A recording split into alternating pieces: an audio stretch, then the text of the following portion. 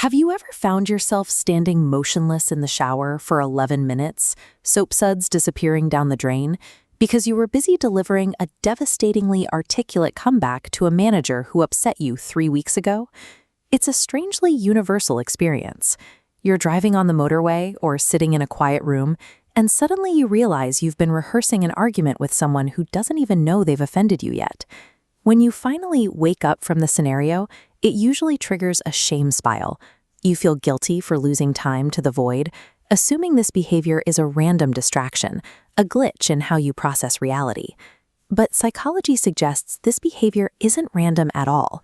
It isn't a flaw in your focus or a sign that you're broken. Instead, these internal dramas reveal a specific, fascinating architecture of your mind. They are the visible output of how your brain is actually wired to handle the world. This circuit, the default mode network, lights up when you disconnect from the world. It acts as headquarters for your internal life, where memories, fears, and fantasies live. For many, it becomes the brain's preferred setting, treating internal simulations as more rewarding than reality. The real world is often thin, unpredictable, and unsatisfying. On the outside, people interrupt us or ignore our points. But inside the default mode network, the drama is vivid, consistent, and entirely under our direction. The brain actively chooses these simulations because it finds a sense of safety and resolution there that the external world fails to provide. Clinical psychologist Eli Sommer identified this specific pattern as maladaptive daydreaming. It's the way we learn to inhabit the default mode network to solve problems the real world won't let us fix. Rehearsing these arguments provides something rare: emotional resolution. Real-life conversations rarely go the way we want, but in these scenarios, we have total authority over the outcome.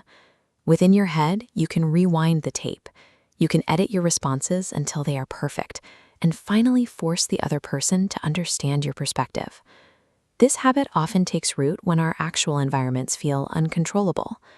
If you grew up in a space where your emotional needs weren't met, or where you were forced to stay silent and be strong, your nervous system had to find a creative way to survive.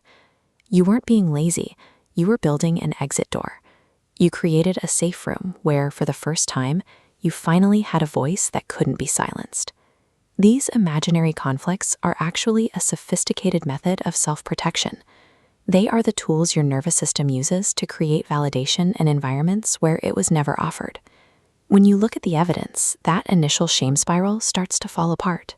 You aren't wasting time. You are regulating your own emotions using the tools available to you. Think about the level of detail required to build these worlds: the emotional nuance, the narrative coherence, the perfect timing.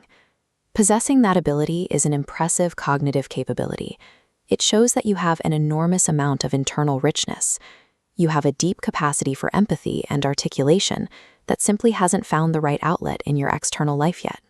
Nothing about you needs to be fixed. You adapted privately in a way that protected your peace when you needed it most. The goal isn't to force yourself to stop disappearing into your head. That's just fighting against a survival mechanism that served you.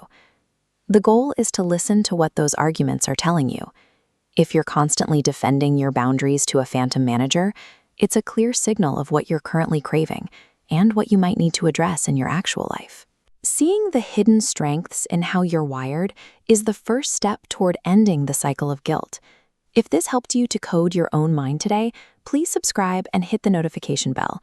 We're here to help you understand how your brain works, and I'll see you in the next one.